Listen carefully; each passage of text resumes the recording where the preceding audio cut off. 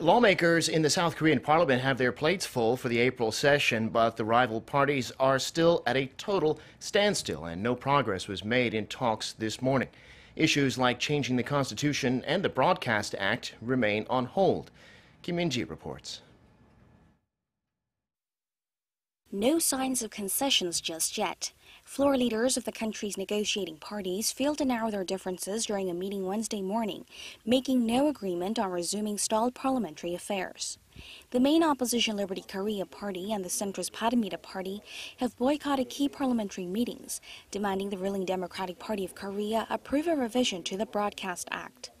It calls for electing the chief of a public broadcaster with approval from 2/3 of the total 13 board members, 7 recommended by the ruling party and 6 by the opposition, saying that it would strengthen neutrality. But the ruling party is seeking cooperation for the establishment of an investigative agency to deal exclusively with corruption among high-ranking officials, which the opposition claims would be the creation of another organ of power.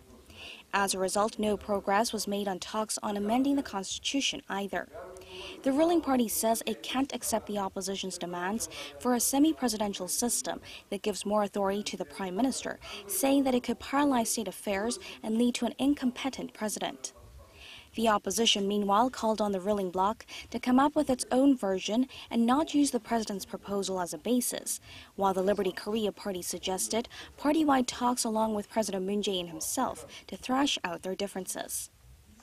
Some opposition parties also criticized calls from the presidential office to revise the law on national referendums so that the public can vote on a constitutional revision in mid-June, saying that although it's a matter that needs to be swiftly dealt with, the executive office shouldn't be at the forefront to pressure the legislative branch of the nation.